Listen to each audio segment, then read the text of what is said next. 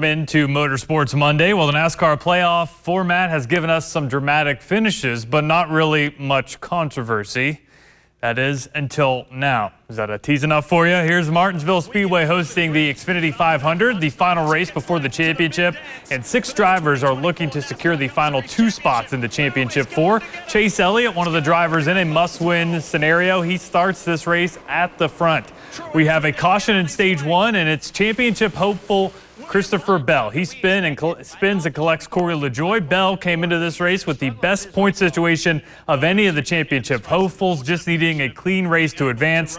This wreck puts him behind early on in this one. To the end of stage 1, and it's Chase Elliott at the point. He holds off his teammate William Byron to win the first stage. Byron finishing second in this one.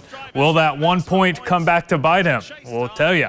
He came into this race with a great chance to advance. Chase Elliott, though, needing to win this race, and ensuing pit stops disaster for the number 9 team. They aren't able to secure the right rear tire. This slows his pit stop and puts him at the back of the field after some drivers stay out, splitting up the field nearly in half. We mentioned the field getting all jumbled up. Well, that puts the number 2 of Brad Keselowski at the front, and he's able to hold off championship hopeful Ryan Blaney to win the second stage. Denny Hamlin, who started this race at the back, works his way all the way up to 3rd in the stage. William Byron finishes 1 spot ahead of Christopher Bell. Both drivers, again, looking to advance to the championship on points. 200 laps to go in this one, and a long and grueling 500 laps race. Denny Hamlin still looking for his first career championship.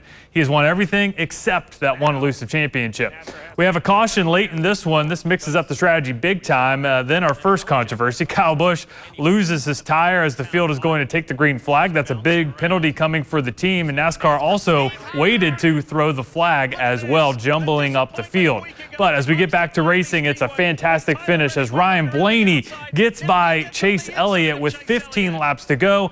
Elliott had a great car in the short run, but wow, did Blaney show some stellar speed late in the race. Blaney goes on to win, leaving just 1 spot up for grab for points. And wouldn't you know it, it's William Byron and Christopher Bell. Bell, 1 lap down. He tries to force his way around Bubba Wallace, who was reporting problems with his car the final few laps. Bell then rides the wall in the turn to secure the pass. NASCAR has outlawed that move after Ross Chastain did a couple years ago. And while looking to advance for Bell, he would get a points penalty and end up losing his spot in the championship 4 after being tied with William Byron. Byron now advancing to the championship 4 on points. A wild finish nonetheless there. Here's a look at the top 5 from this one. Heartbreak for a pair of Hendrick Chevys. Chase Elliott was so close to advancing, and Kyle Larson made a great effort on old tires as well. Austin Cindric finishes in 4th, followed by Denny Hamlin, who does not advance to that championship 4. Here's a look at the group that will be racing for a championship in Phoenix on Sunday. Joey Logano, Tyler Reddick, Ryan Blaney, and William Byron. Now, to the controversy from that race. William Byron gets some controversy of his own after that points penalty for Christopher Bell. There was some drama around a pair of Chevys, Ross Chastain and Austin Dillon, who were behind Byron in the race, but they did not pass him at the end, which would have taken points away from Byron. The radio communication from both teams did not do them any favors. It will be interesting to see how NASCAR handles this because, to put it bluntly, it was an embarrassing mess with all the different strategies taking place and communication between the teams. Stay tuned to the NASCAR social media channels to see if this group could be changing in the future. There was also some Formula One racing on Sunday. It was a wild race with a ton of problems before the field even took the green thanks to the rain. Max Verstappen, though, starting this race towards the back, but that won't matter. He slices through the field and gets the win. Not only the win in the race, but he secures yet another championship. Max started this season on an unbelievable run, but the last several weeks, he has not been the world beater that he was in years past. He got his mojo back yesterday, though, with a dominating performance. And how about the other 2 on the podium, the Alpine duo of Esteban Ocon and Pierre Gasly, the first double podium for Alpine Racing since 2013. Formula One has 1 week off before they hit the streets of Las Vegas in 2 weeks. Wow. But that NASCAR finish, man, it has a lot of people talking because, you know, the rule in NASCAR is you have to race 100%. It's the 100% rule that they have, that you have to try to win.